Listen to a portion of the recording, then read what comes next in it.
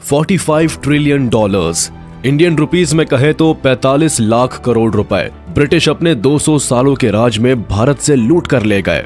अंग्रेजों ने भारत पर लगभग 200 सालों तक राज किया और सोने की चिड़िया कहे जाने वाले भारत को जी भर के लूटा। भारत जैसे देश पर कब्जा जमाने में बड़े बड़े एम्पायर्स के पसीने छूट गए थे। आधी दुनिया को जीतने वाले सिकंदर को भी यहाँ से हार मानकर वापस लौटना पड़ा था। मोहम्मद गौरी जैसे एम्परर को 16 बार मुंह की खानी पड़ी थी, तो वही इस जमीन पर अपनी सत्ता जमाने में मुगलों को जमाने लग गए थे।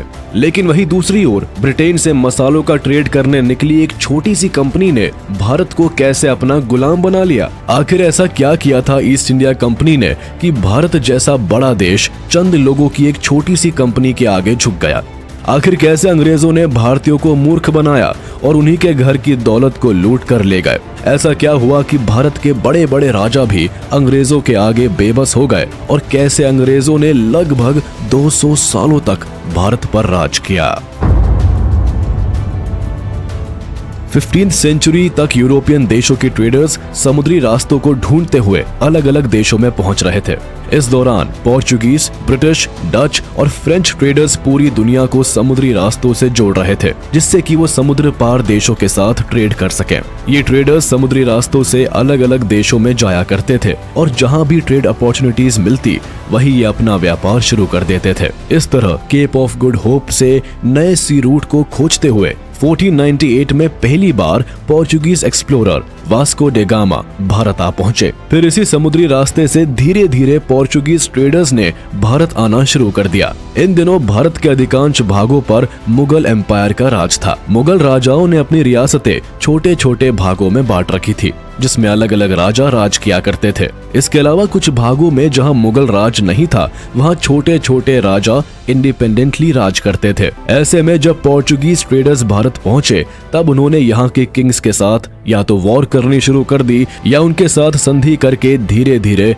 अपने सेटलमेंट्स बनाने लगे। बीतते समय के साथ साथ पोर्चुगीज ने भारत के गोवा, दीव एंड दमन, दादरा और नागर हवेली, मैंगलोर, हुगली, कन्नौर और सूरत जैसे समुद्र किनारे वाले शहरों में अपना सेटलमेंट बना लिया। 1530 आते आते पोर्चुगीज ने गोवा को पोर्चुगीज इंडिया का कैपिटल डिक्लेयर कर दिया। पोर्चुगीज भारत के समुद्री शहरों और बंदरगाहों पर अपना कब्जा जमाते चले गए। हालांकि तब भी यहाँ उनका मेजर फोकस बिजनेस करना ही था। वो लोग भारत से सिल्क, स्पाइस एंड ओपियम जैसे नशीले पदार्थों को एक्सपोर्ट करते थे, जिससे कि उन्हें बड़ा मुनाफा हुआ करता था। पोर्चुगीज के आने के बाद 1602 में डच ईस्ट इंडीज कंपनी ने भी भारत में अपनी उपस्थिति दर्ज कर ली। डचेस ने भारत से मसालों का बड़ी तादाद में एक्सपोर्ट करना शुरू कर दिया और बड़े लेवल पर मुनाफा कमाने लगे। देखते ही देखते उन्होंने स्पाइस ट्रेडिंग में अपनी मोनोपोली हासिल कर ली। इसके बाद अगस्त 24, 1608 में ईस्ट इंडिया कंपनी भारतीय बाजारों में अपनी ट्रेडिंग शुरू करने के लिए पहली बार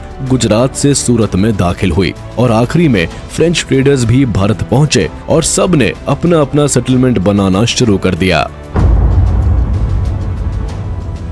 16वीं सेंचुरी की शुरुआत में पूरे यूरोप के अंदर ज्यादातर मसालों का ट्रेड डच मर्चेंट के हाथों में पहुंच गया था और वो दिन पर दिन मनमांगे ढंग से मसालों की कीमतें बढ़ाते चले जा रहे थे। यही से शुरुआत हुई ईस्ट इंडिया कंपनी की, जिसे लंदन में 25 ट्रेडर्स ने मिलकर दिसंबर 31, 1600 को बनाया। शुरुआत में इस जॉइंट स्टॉक कंपनी का नाम governor and company of merchants of London रखा गया। इस कंपनी को इंग्लैंड के रॉयल चार्टर के तहत फॉर्म किया गया था, जिससे ये company east Indian spice market में अपनी ट्रेडिंग शुरू कर सके। अपने ऑफिसर्स के साथ ईस्ट इंडिया कंपनी ने इंडोनेशिया में पहला कदम रखा था और साल 1601 में कंपनी की पहली फैक्ट्री लगाकर यहीं से ट्रेड करना शुरू कर दिया था। लेकिन इस समय इंडोनेशिया के अंदर डच, पोर्चुगीज और स्पेनिश कंपनियां पहले से ट्रेड कर रही थी, जिनका आपस में ही काफी कॉन्फ्लिक्ट देखने को मिल रहा था। ईस्ट इंडिया कंपनी के आने के बाद से उनका ट्रेड और कम होने लगा था, जिसका रिजल्ट ये हुआ कि स्पेनिश ट्रेडर्स और ईस्ट इंडिया कंपनी के बीच कॉन्फ्लिक्ट स्टार्ट हो गया। कॉन्फ्लिक्ट को अवॉइड करने के लिए ईस्ट इंडिया कंपनी को मजबूर होकर इंडोनेशिया छोड़कर दबे पांव भागना पड़ा। अब ईस्ट इंडिया कंपनी के पास दो ही ऑप्शंस थे, या तो वो कंपनी को बंद कर दे या व्यापार के लिए कोई अलग जगह तलाश करे। इसलिए इंडोनेशिया में व्यापार ठप होने के बाद ईस्ट इंडिया कंपनी ने अपना रुख भारत की तरफ मोड़ दिया। 24 अगस्त 1608 को ईस्ट इंडिया कंपनी के ऑफिसर से भरा हुआ एक हेक्टर शिप गुजरात के सूरत में उतरता है और उस समय इस कंपनी को कैप्टन विलियम हॉकिंस लीड कर रहे थे। ये वही समय था जब इंडिया के ज्यादातर हिस्सों पर मुगल एम्पायर का कब्जा था। देश के अंदर कोई विदेशी बिना परमिशन के ट्रेड नहीं कर सकता था। उस समय मुगल एम्परर जहांगीर ने आगरा को अपना कैपिटल बना रखा था। उनकी गवर्नेंस के सारे काम आगरा से ही होते थे, जिस कारण ईस्ट इंडिया कंपनी को अगर देश में ट्रेड करना था तो जहांगीर की परमिशन जरूरी थी। इसलिए विलियम हॉकिंस गुजरात से चलकर अप्रैल 1609 में आगरा पहुंच गए, जहां उनकी मुलाकात मुगल एम्परर जहांगीर से हुई। विलियम हॉकिंस ने जहांगीर को इन्फ्लुएंस करने की काफी कोशिश की और बहुत हद तक कामयाब भी रहा। लेकिन जब विलियम हॉकिंस ने जहांगीर से इंडिया के अंदर ट्रेड करने की परमिशन मांगी तो जवाब में जहांगीर ने साफ मना कर दिया। दरअसल जहांगीर ने ट्रेड करने की ज्यादातर पावर पहले ही पोर्चुगीज ट्रेडर्स को दे रखी थी, जिसके बदले में पोर्चुगीज मुगल एम्पायर को बहुत सारा टैक्स दिया करते थे। मजबूर होकर विलियम हॉकिंस को जहांगीर के दरबार से बिना परमिशन के ही वापस लौटना पड़ा। अब ईस्ट इंडिया कंपनी के सामने ट्रेड करने के ज्यादा ऑप्शंस नहीं दिख रहे थे, इसलिए विलियम हॉकिंस और कंपनी के कुछ ऑफिसर्स इंडिया के अंदर उन टेरिटरीज में जाने लगे जहां मुगलों की सत्ता नहीं थी, और इस तरह से 1611 में आंध्र प्रदेश के मसूलीपट्टनम में उन्होंने अपनी पहली फैक्ट्री लगाई। 1612 में ट्रेडिंग की पॉसिबिलिटी तलाश करते करते ईस्ट इंडिया कंपनी के ट्रेडर्स सूरत के आसपास घूमते रहे। घूमते घूमते ये ट्रेडर्स सूरत से 12 किलोमीटर दूर स्वाली नाम के गांव में पहुंच गए, जहां पहले से ही पोर्चुगीज ट्रेडर्स मौजूद थे। उस समय स्वाली पर पोर्चुगीज ट्रेडर्स की मोनोपोली थी, इसलिए ईस्ट इंडिया कंपनी की एंट्री की बात उनके बर्दाश्त के बाहर हो गई और पोर्चुगीज ट्रेडर्स ने कंपनी के दो ट्रेडर्स पॉल कैनिंग और विलियम चेम्बर को अरेस्ट कर लिया। सिचुएशन संभालने के लिए ईस्ट इंडिया कंपनी की ओर से थॉमस बेस्ट नाम के एक ऑफिसर को सूरत भेजा जाता है, लेकिन सूरत के अंदर पोर्चुगीज ट्रेडर्स पहले से पावर में थे और उनका बिजनेस भी पीक पर था। साथ ही उनके पास अपनी मिलिट्री भी मौजूद थी। ये देखकर थॉमस बेस्ट ने सीधे पोर्चुगीज ट्रेडर से उलझना सही नहीं समझा और इस मामले को लेकर थॉमस बेस्ट सीधे वहां के गवर्नर सरदार खान के पास पहुंच गया। Captain Thomas best Sardar Khan को किसी भी तरह से इन्फ्लुएंस करना चाहता था, क्योंकि ईस्ट इंडिया कंपनी के चार्टर को किंग जेम्स I ने 1609 में इस आधार पर आगे बढ़ाया था कि अगर 3 साल के अंदर कंपनी कोई प्रॉफिटेबल वेंचर्स नहीं कर पाई तो इसे कैंसिल कर दिया जाएगा, और अगर इस बार सरदार खान कंपनी को ट्रेड करने के लिए मना कर देते हैं तो कंपनी वापस ब्रिटेन लौट जाएगी। इसलिए उसने ईस्ट इंडिया कंपनी के 2 रिप्रेजेंटेटिव्स को सरदार खान के महल में भेजा, जहां वो सरदार खान को मनाने में कामयाब रहे। सरदार खान और ईस्ट इंडिया कंपनी के बीच एक ट्रीटी साइन हुई, जिसके तहत सूरत और आसपास के एरिया में ईस्ट इंडिया कंपनी को व्यापार करने की अनुमति मिल गई। ये बात पुर्तगाल के व्यापारियों को बिल्कुल भी रास नहीं आई और जवाब में स्वाली गांव में ईस्ट इंडिया कंपनी और पोर्चुगीज ट्रेडर्स के बीच वॉर स्टार्ट हो गई। इस वॉर में ईस्ट इंडिया कंपनी ने पुर्तगालियों को बुरी तरह हरा दिया। भले ही यह वॉर बहुत बड़ी नहीं थी, लेकिन यही से ईस्ट इंडिया कंपनी के हौसलों को जान मिल गई थी और कंपनी को यह भी पता चल गया कि अगर इंडिया में व्यापार करना है तो अपनी सेना भी रखनी पड़ेगी। वॉर जीतने के बाद ईस्ट इंडिया कंपनी को आसपास के दूसरे एरियाज में भी ट्रेड करने की आजादी मिल गई। वहीं दूसरी ओर इस वॉर से पोर्चुगीज ट्रेडर्स का इंडिया में इन्फ्लुएंस कम हो गया था। जब ये बात सरदार खान के माध्यम से एम्परर जहांगीर के कानों में पहुंची तो उन्होंने ईस्ट इंडिया कंपनी का फेवर लेना शुरू कर दिया। ईस्ट इंडिया कंपनी ने 1613 में सूरत में अपनी एक परमानेंट फैक्ट्री स्टैब्लिश कर ली। सूरत में फैक्ट्री लगाने से कंपनी का ट्रेड बढ़ने लगा। प्रॉफिट और बढ़ाने के लिए कंपनी अपने व्यापार को पूरे भारत में बढ़ाती चली गई, लेकिन अभी भी यहाँ मुगल एम्पायर रास्ते की रुकावट बना हुआ था। इसलिए साल 1615 में ईस्ट इंडिया कंपनी के डायरेक्टर ने ब्रिटेन के किंग जेम्स I से मुलाकात की और उनको बताया कि अगर वो अपनी तरफ से एक रिप्रेजेंटेटिव इंडिया में मुगल एम्परर जहांगीर के दरबार में भेजे तो हो सकता है किंग जेम्स की बात मानकर जहांगीर ट्रेड करने की इजाजत दे दे। ईस्ट इंडिया कंपनी की बात को गंभीरता से लेते हुए किंग जेम्स I ने सर थॉमस रो को मुगल दरबार में भेज दिया। थॉमस रो एक बेहद ही चालाक किस्म का डिप्लोमेट था। जब वो भारत आया तो उसने जहांगीर के दरबार में इंग्लिश ना बोलकर फारसी में बात की और अपने साथ यूरोप से वॉच, टेलीस्कोप जैसी टेक्नोलॉजिकल चीजें जहांगीर को दिखाकर इन्फ्लुएंस कर लिया।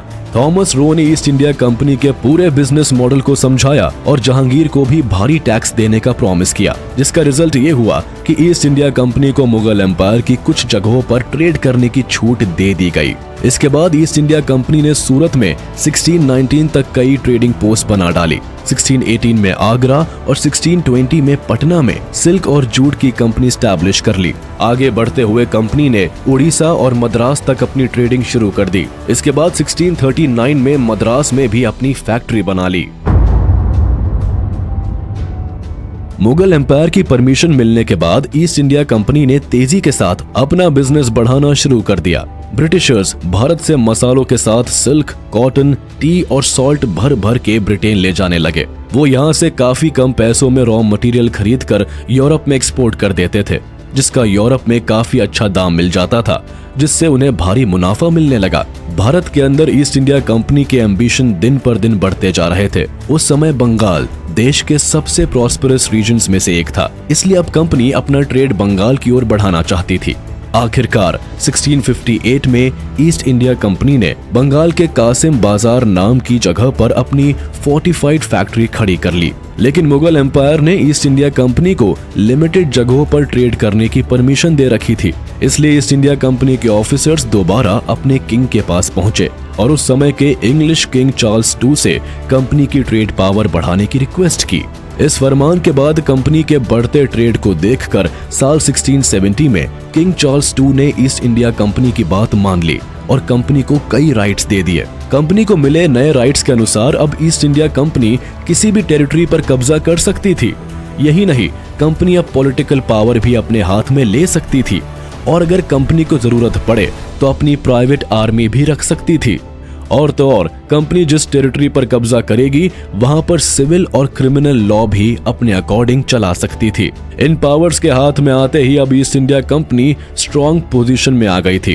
किंग से राइट्स मिलते ही ईस्ट इंडिया कंपनी ने अपने एक्सपेंशन प्लान पर काम करना स्टार्ट कर दिया और इसी प्लान के तहत कंपनी की तरफ से विलियम हेजेस नाम के ऑफिसर बंगाल के गवर्नर के पास ट्रेड की परमिशन लेने पहुंच गया। उस समय बंगाल में मुगल एम्पायर की जिम्मेदारी गवर्नर शाइस्ता खान के हाथों में थी। वैसे तो शाइस्ता खान को ईस्ट इंडिया कंपनी की पॉलिसी बिल्कुल भी पसंद नहीं थी, लेकिन इसके बावजूद छोटे लेवल पर ईस्ट इंडिया कंपनी को बंगाल के अंदर ट्रेड करने की परमिशन दे दी गई। साल 1677 में जोसाया चाइल्ड ईस्ट इंडिया कंपनी का नया डायरेक्टर बना और जल्दी ही 1681 में ये ईस्ट इंडिया कंपनी का गवर्नर इलेक्ट हो गया। इसका रवैया पुराने डायरेक्टर से काफी अलग था। शुरुआत में ही इसने विलियम हेजेस और शाइस्ता खान की ट्रीटी को फॉलो करना बंद कर दिया। इसकी डायरेक्शंस में ईस्ट इंडिया कंपनी ने उन एरियाज में भी ट्रेड करना शुरू कर दिया जहां उन्हें परमिशन नहीं थी, और जब मुगल ऑफिसर्स इस बात के लिए सवाल उठाते तो जवाब में कंपनी उनसे बिना डरे सीधे आंखों में आंखें डालकर बात करती। जोसाया चाइल्ड के आने के बाद कंपनी के बिहेवियर में आया ये बदलाव गवर्नर शाइस्ता खान को बिल्कुल भी पसंद नहीं आया और उसने ईस्ट इंडिया कंपनी पर ट्रेड करने के लिए टैक्सेस को और बढ़ा दिया। शाइस्ता खान मुगल बादशाह औरंगजेब का भांजा था और उसने साफ तौर पर फरमान जारी कर दिया कि अगर बंगाल में कंपनी को ट्रेड करना है तो स्टेट के मुंह मांगे टैक्सेस को देना जरूरी होगा। लेकिन जोसाया चाइल्ड खुद को डिक्टेटर समझ बैठा था। उसने शाइस्ता खान के इस फैसले को मानने से इनकार कर दिया और जवाब में साल 1686 में शाइस्ता खान के खिलाफ वॉर का ऐलान कर दिया। ब्रिटिश गवर्नमेंट ने 19 बैटलफील्ड और 600 सैनिकों की मिलिट्री को ईस्ट इंडिया कंपनी की मदद के लिए लंदन से बंगाल की ओर भेज दिया। दूसरी ओर शाइस्ता खान पहले ही अंग्रेजों के मंसूबों को समझ चुका था, इसलिए मुगल सेना भी अपनी पूरी तैयारी में बैठी थी। ब्रिटिश आर्मी के बंगाल में एंट्री करते ही उनके और मुगल्स के बीच वॉर शुरू हो गई। उस समय देश भर में मुगलों का बोलबाला था, जगह जगह उनकी सेनाएं थी, इसलिए इस लड़ाई में ईस्ट इंडिया कंपनी को भारी बेइज्जती के साथ वॉर में हार का सामना करना पड़ा। वॉर जीतने के बाद मुगलों ने बंगाल में ईस्ट इंडिया कंपनी की कई फैक्ट्रीज को तहस नहस कर दिया। कंपनी के ज्यादातर ऑफिसर्स को अरेस्ट कर लिया गया। पूरे बंगाल से चुन चुनकर अंग्रेजों को बाहर निकाला जाने लगा। देश के अंदर जहां जहां ईस्ट इंडिया कंपनी की फैक्ट्रीज थी बंद करा दी गई। मुंबई और सूरत जैसे शहरों से अंग्रेज दबे पांव वापस भाग रहे थे। जहां कहीं भी कोई ब्रिटिशर मिलता, मुगल उन्हें क्रिमिनल की तरह ट्रीट करते थे। ईस्ट इंडिया कंपनी के हालात ऐसे हो गए थे कि खुद डायरेक्टर जोसाया चाइल्ड को मुगलों के आगे घुटने टेक कर माफी मांगनी पड़ी। मुगलों के पास कंपनी से टैक्स के माध्यम से बहुत सारा पैसा आता था, इसलिए मुगल एम्परर औरंगजेब ने 1690 में कंपनी के ऊपर 50 लाख इंडेमनिटी अमाउंट लगाकर ईस्ट इंडिया कंपनी को माफ कर दिया था। इस वॉर के बाद कंपनी ने कई सालों तक दोबारा लड़ने की हिम्मत नहीं दिखाई और जो नियम मुगल एम्परर की तरफ से बनाए गए थे, उन्हीं के दायरे में रहकर कंपनी ट्रेड करने लगी। साल 1707 में मुगल एम्परर औरंगजेब की मौत हो गई, जिसके बाद पूरा मुगल एम्पायर कई कबीलों में बट गया। अलग थलग पड़े मुगलों की इस कमजोरी का जाट और मराठा जैसी पावर्स ने फायदा उठाना शुरू कर दिया। जगह जगह मराठाओं ने मुगलों की टेरिटरीज पर अटैक करना शुरू कर दिया और कई टेरिटरीज में मुगलों को हराकर उन टेरिटरीज पर कब्जा कर लिया। वहीं दूसरी तरफ ईस्ट इंडिया कंपनी भी अपनी पावर बढ़ाती जा रही थी। कंपनी नई नई फैक्ट्रीज लगा रही थी और अपनी आर्मी बढ़ाती जा रही थी। मुगलों को कमजोर होता देखकर ईस्ट इंडिया कंपनी के अलावा इंडिया के अंदर डच, स्पेनिश और फ्रेंच ट्रेडर्स भी अपना दबदबा बढ़ाने की कोशिश करने में लगे थे। जिसे भी मौका मिलता वो हर छोटी बड़ी टेरिटरीज पर अपना कब्जा करता जा रहा था। जल्द ही आलम ऐसा हो गया कि ज्यादातर टेरिटरी मुगल एम्पायर के हाथ से निकल गई। कई जगह पर मराठा गद्दी पर बैठ गए और कई जगह पर मुगलों के गवर्नर खुद को नवाब घोषित करके गद्दी पर बैठ गए थे। इस मौके का फायदा उठाकर फ्रेंच ट्रेडर्स ने भी पौंडीचेरी और चंदन नगर जैसे इलाकों में अपनी कॉलोनी बना ली। ये वो समय था जब फ्रांस और ब्रिटेन एक दूसरे को देखना नहीं चाहते थे। यूरोप और नॉर्थ अमेरिका के कई इलाकों पर ट्रेडिंग के लिए फ्रांस और ब्रिटेन के बीच वॉर्स हो रही थी। 1740 में फ्रांस के लीडर जोसेफ फ्रांकोइस ने इंडिया के अंदर ईस्ट इंडिया कंपनी के ट्रेडिंग एरियाज को ऑक्यूपाइड करना शुरू कर दिया, जिसका रिजल्ट ये हुआ कि फ्रांस और ब्रिटेन के बीच वॉर शुरू हो गई। 1746 से लेकर 1763 तक दोनों देशों में इंडिया के अंदर अपने इन्फ्लुएंस को बढ़ाने के लिए एक लंबी लड़ाई चली, लेकिन आखिर में ईस्ट इंडिया कंपनी की पावर के आगे फ्रांस को झुकना पड़ा। सालों चले इस वॉर को कर्नाटिक वॉर के नाम से जाना जाता है। इसी बीच 1756 में सिराजुद्दौला बंगाल का नया नवाब बना। मुगलों को कमजोर देखकर एक बार फिर ईस्ट इंडिया कंपनी ने सिराजुद्दौला की पॉलिसी के खिलाफ काम करना शुरू कर दिया। कंपनी बंगाल के अंदर मनमाने ढंग से ट्रेड करने लगी और कंपनी के ऑफिसर सिराजुद्दौला के दुश्मनों से हाथ मिलाने लगे। सिराजुद्दौला ईस्ट इंडिया कंपनी की इस हरकत से काफी चिढ़ गए और कलकत्ता में अंग्रेजों के फोर्ट विलियम पोर्ट पर हमला बोल दिया।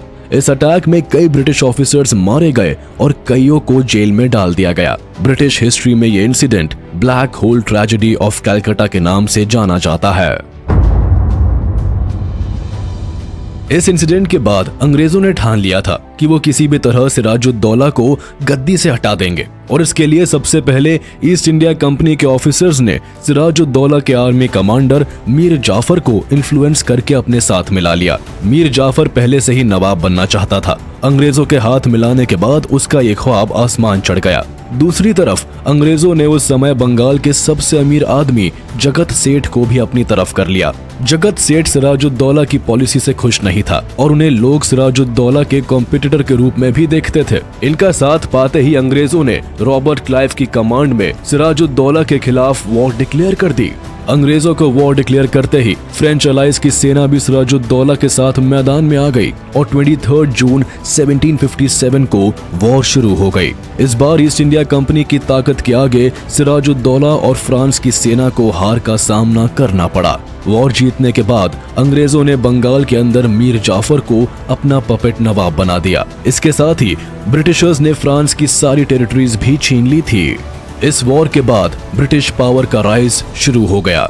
ईस्ट इंडिया कंपनी ने इस वॉर की भरपाई के लिए बंगाल पर 3 करोड़ रुपए का जुर्माना लगाया। करोड़ों रुपए टैक्स में जाने के बाद बंगाल के अंदर गरीबी अपनी पीक पर आ गई और मीर जाफर के लिए बंगाल संभालना बहुत मुश्किल हो गया था। इसलिए ज्यादा दिन तक मीर जाफर अंग्रेजों का वफादार नहीं रह सका और वो बंगाल में ईस्ट इंडिया कंपनी के इन्फ्लुएंस को खत्म करने का प्लान बनाने लगा। इसके लिए उसने सबसे पहले डच के साथ हाथ मिलाया, लेकिन जब इस बात की खबर ईस्ट इंडिया कंपनी को हुई तो जवाब में कंपनी कंपनी ने मीर जाफर को गद्दी से हटा दिया। वहीं दूसरी तरफ मराठा मुगल एम्पायर को कैप्चर करते चले जा रहे थे। मराठा अपनी पावर इतनी तेजी के साथ बढ़ा रहे थे कि 1759 तक अंग्रेज भी इनसे पीछे हो गए थे। नॉर्थ में पंजाब, हरियाणा से लेकर साउथ में तमिलनाडु तक मराठाओं का ही शासन हो गया था। बंगाल में अंग्रेजों ने मीर जाफर के बाद मीर कासिम को नया नवाब बनाया, लेकिन ये भी ईस्ट इंडिया कंपनी से 2 साल में ही ऊब गया। इसे भी लगने लगा था कि ब्रिटिशर्स अपनी पावर का गलत फायदा उठा रहे हैं,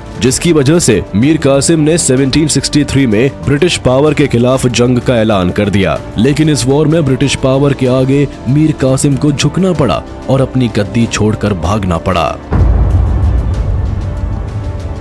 बंगाल से बाहर आते ही मीर कासिम समझ चुका था कि अंग्रेजों से लड़ाई जीतना किसी भी अकेले राजा के वश से बाहर की बात है। इसलिए उसने 1764 में अवध के नवाब सुजा-उद-दौला और शाह आलम II के साथ मिलकर ब्रिटिश आर्मी पर अटैक कर दिया। तीन नवाबों के मिलने के बाद भी ये भारतीय राजा ईस्ट इंडिया कंपनी के आगे फीके पड़ गए और कंपनी ने तीनों को हरा दिया। इस वॉर को बैटल ऑफ बक्सर के नाम से जाना जाता है। ये वॉर हारने के बाद 1765 में शुजा-उद-दौला और शाह आलम को इलाहाबाद में अंग्रेजों के साथ एक ट्रीटी साइन करनी पड़ी, जिसे नाम दिया गया ट्रीटी ऑफ इलाहाबाद।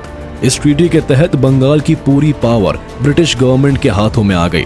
जो टैक्स पहले नवाब कलेक्ट करते थे, अब ईस्ट इंडिया कंपनी करने लगी। बदले में शुजा-उद-दौला को अवध और शाह आलम को इलाहाबाद वापस दे दिया गया। अब बंगाल के टैक्स का सारा revenue east India company collect करने लगी। नवाब की जगह खुद रॉबर्ट क्लाइव बंगाल के गवर्नर बन गए। इसके बाद अब भारत में ब्रिटिश क्राउन की पकड़ बढ़ने लगी। अब ईस्ट इंडिया कंपनी के पास पॉलिटिकल पावर थी, साथ ही वो बड़ी मात्रा में भारत से रेवेन्यू जनरेट करने लगे थे और हमारे देश से भर भर के पैसा ब्रिटेन में जाने लगा। 1772 में मराठाओं के पेशवा माधवराव की डेथ हो गई, जिसके बाद मराठाओं के अंदर भी आपस में फूट पड़ने लगी। मराठाओं की ओर से जब नारायण राव को नया पेशवा बनाया गया तो रघुनाथ राव इस फैसले के खिलाफ हो गए, क्योंकि वो खुद पेशवा बनना चाहते थे। इसलिए रघुनाथ राव ने नारायण राव का असैसिनेशन करवा दिया और खुद मराठाओं के नए पेशवा बन गए। लेकिन मराठा कम्युनिटी को रघुनाथ राव का शासन रास नहीं आया, इसलिए नाना फडणवीस और 23 मराठा चीफ्स ने एक साथ मिलकर 1774 में नारायण राव के छोटे बच्चे माधवराव II को मराठाओं का नया पेशवा बना दिया और रघुनाथ राव को एग्जाइल पर भेज दिया। मराठास के इस फैसले से नाराज होकर रघुनाथ राव अंग्रेजों से मदद मांगने पहुंच गया। मदद के नाम पर अंग्रेजों ने रघुनाथ राव से एक ट्रीटी साइन कराई, जिसके तहत सालसेट और बैसीन जैसे आइलैंड ब्रिटिशर्स को दे देने का ऐलान कर दिया। इस ट्रीटी से मराठा नाराज हो गए और महाजीत सिंधिया की लीडरशिप में मराठा और अंग्रेजों के बीच वॉर शुरू हो गया। इस वॉर में मराठाओं ने अपनी ताकत से अंग्रेजों को झुकने पर मजबूर कर दिया। इस वॉर में हारने के बाद ईस्ट इंडिया कंपनी को सैलसीट और बेसिन आइलैंड छोड़ने पड़े और वॉर का जुर्माना भी देना पड़ा। इस वॉर के बाद मराठा समझ गए थे कि अंग्रेज धीरे धीरे पूरे भारत पर कब्जा करना चाहते हैं। इसलिए नाना फडणवीस ने आसपास के राजाओं के साथ मिलकर अंग्रेजों के खिलाफ प्लान बनाना शुरू कर दिया। हैदराबाद के निजाम अली खान, मैसूर के राजा हैदर अली, आरकोट के नवाब अली खान, इन सब ने एक साथ मिलकर अंग्रेजों के खिलाफ वॉर का बिगुल फूंक दिया। जगह जगह अंग्रेजों के खिलाफ वॉर शुरू हो गई। कहीं ईस्ट इंडिया कंपनी ने कब्जा किया तो कहीं मराठा और भारतीय राजाओं ने कंपनी की टेरिटरीज पर कब्जा कर लिया। फाइनली अंग्रेज और भारतीय राजाओं के बीच 1782 में वॉर को बंद कर दिया गया और सलबाई नाम से एक ट्रीटी साइन हुई, जिसके तहत अगले 20 सालों तक मराठाओं और अंग्रेजों के बीच कोई वॉर नहीं हुई। इस बीच अंग्रेज अपनी ताकत बढ़ाते रहे। साल 1800 में नाना फडणवीस की मौत हो गई और मराठा एम्पायर के अंदर एक बार फिर फूट पड़ने लगी। मराठा एम्पायर सिंधिया, गायकवाड़, होलकर और भोसले जैसे अलग अलग पेशवाओं में बंट चुका था और इनके बीच आपस में ही लड़ाइयां होने लगी थी। अलग अलग टेरिटरीज में कई मराठाओं ने खुद को पेशवा डिक्लेयर कर दिया था और इसी तरह रघुनाथ राव का बेटा बाजीराव सेकंड भी पुणे का पेशवा बन गया था। लेकिन जल्द ही होलकर ने विनकराव को पुणे में पेशवा की गद्दी पर बिठा दिया, जिसके बाद अपने पिता की तरह ही बाजीराव सेकंड भी अंग्रेजों से मदद मांगने पहुंच गया और साल 1802 में बसीन की ट्रीटी साइन कर ली, जिसमें अंग्रेजों ने पुणे को अपनी मिलिट्री दे दी, लेकिन उसका खर्च राजा को ही देना था। साथ ही अंग्रेजों ने रघुनाथ राव की मदद करने का भी आश्वासन दिया। ये बात मराठाओं को खल गई और सभी ने मिलकर एक बार फिर अंग्रेजों के खिलाफ जंग का ऐलान कर दिया। लेकिन इस वॉर को मराठा जीत नहीं पाए। अंग्रेजों ने इस वॉर को एक तरफा जीत लिया और रघुनाथ राव को पुणे का पेशवा बना दिया गया। इसे सेकेंड एंग्लो मराठा वॉर के नाम से जाना जाता है। इस वॉर के बाद मराठाओं की स्थिति काफी कमजोर हो चुकी थी और वो आपस में ही एक दूसरे के खिलाफ लड़ने लगे थे। मराठाओं के अंदर गायकवाड़ और पेशवा के बीच जगह जगह कॉन्फ्लिक्ट हो रहे थे। जब गायकवाड़ कमजोर पड़े तो उन्होंने अंग्रेजों से हाथ मिला लिया। इसी समय पेशवाओं की तरफ से एक गायकवाड़ मिनिस्टर गंगाधर का मर्डर कर दिया गया। इस मर्डर के बाद अंग्रेजों को मराठाओं से वॉर का बहाना मिल गया। गायकवाड़ की मदद का नाम लेकर अंग्रेजों ने कमजोर हो चुके मराठाओं पर वॉर का ऐलान कर दिया। इसे थर्ड एंग्लो मराठा वॉर का नाम दिया गया। लॉर्ड मार्क्विस हेस्टिंग्स की लीडरशिप में लड़ी गई इस वॉर में अंग्रेज एक बार फिर जीत गए और इसी के साथ अंग्रेजों ने पेशवा का पद पूरी तरह से खत्म कर दिया। मराठाओं का शासन खत्म होते ही ईस्ट इंडिया कंपनी भारत की सबसे ताकतवर पावर बन गई। अब अंग्रेजों ने देश के अंदर नए नए नियम लाना शुरू कर दिए। 1848 में पहली बार द डॉक्ट्रिन ऑफ लैप्स को इंट्रोड्यूस किया गया, जिसके अनुसार जिस भारतीय राजा का कोई बेटा यानी कि मेल हेयर नहीं है, वो राज्य पूरी तरह से ब्रिटिशर्स के अंडर में पहुंच जाने की बात कही गई। और इस नियम की मदद से सतारा, नागपुर, उदयपुर और झांसी जैसी टेरिटरीज को अंग्रेज कब्जाने की कोशिश कर रहे थे। 1800s आते आते देश की आम जनता की सिचुएशन काफी खराब हो गई। कॉमन पीपल के जीवन पर टैक्स का बोझ बहुत ज्यादा बढ़ गया था। पूरे देश में राजाओं की गद्दी छीनी जा रही थी और अंग्रेज उनके राज्यों को डॉक्ट्रिन ऑफ लैप्स के तहत एनेक्स करते जा रहे थे, जिससे जमींदार से लेकर आम जनता तक सब ब्रिटिश रूल के अगेंस्ट होने लगे थे। इसके बाद अंतिम पेशवा बाजीराव सेकंड की 1853 में बिठूर में मौत हो गई। उनकी मौत के बाद जब उनके अडॉप्टेड सन नाना साहेब ने पेंशन की मांग की तो अंग्रेजों ने साफ मना कर दिया। ऐसी ही स्थिति देश के बाकी हिस्सों में भी बनने लगी।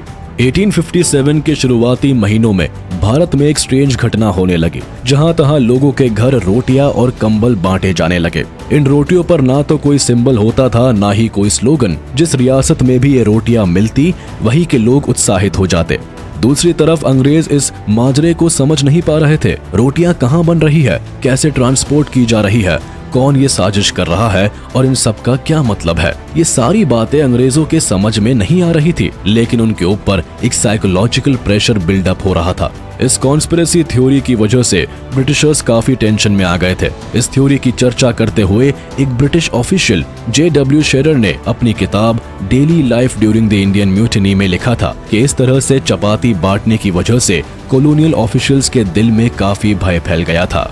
इसके ठीक बाद भारतीय सैनिक छावनियों में एक खबर फैल गई कि राइफल कार्ट्रिजेस को बनाने के लिए गाय और सुअर का इस्तेमाल किया गया है। इस खबर के फैलते ही हिंदू और मुस्लिम सैनिक तुरंत ही आग बबूला हो गए और उन्होंने अंग्रेजों के खिलाफ बगावत करने का प्लान बना लिया। मंगल पांडे, जो कि एक ब्राह्मण थे और ब्रिटिश आर्मी में थे, वो बंगाल नेटिव इन्फेंट्री में थे और यही बंगाल सिपाही छावनी में अपने कुछ साथियों के साथ मिलकर अंग्रेजों के खिलाफ बगावत कर देते हैं।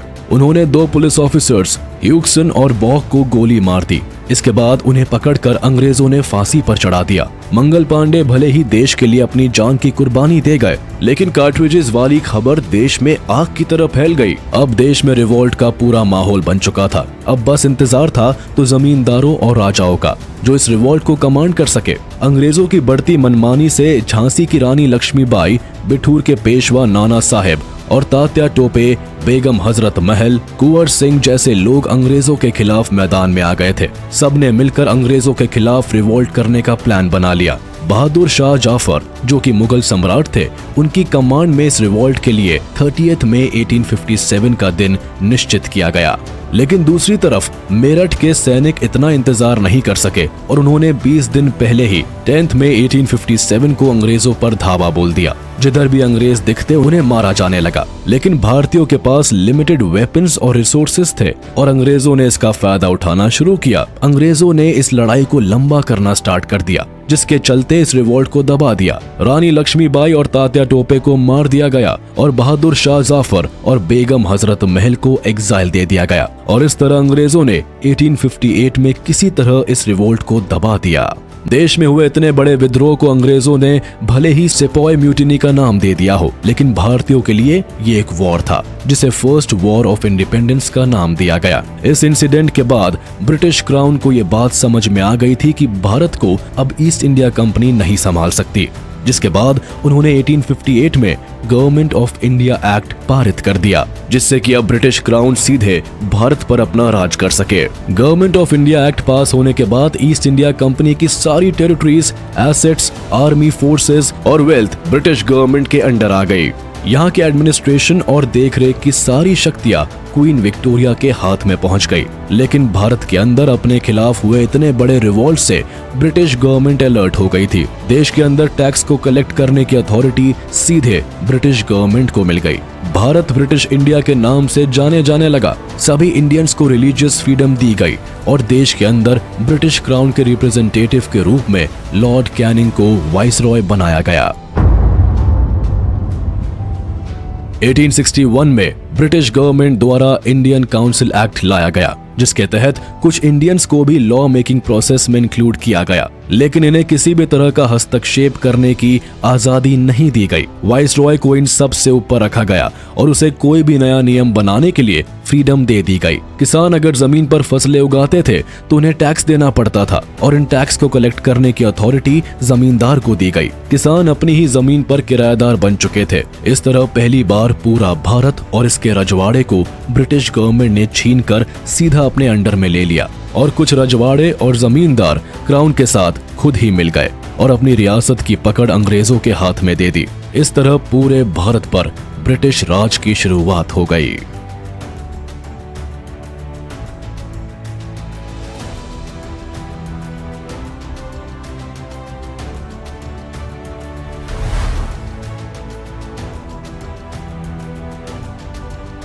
KMS न्यूज मध्य प्रदेश से मनोज देवड़ा की रिपोर्ट। और यदि सच में आपको हमारा प्रयास पसंद आया हो तो लाइक करें और साथ ही आपने अभी तक चैनल को सब्सक्राइब नहीं किया है तो कृपया चैनल को सब्सक्राइब कीजिए।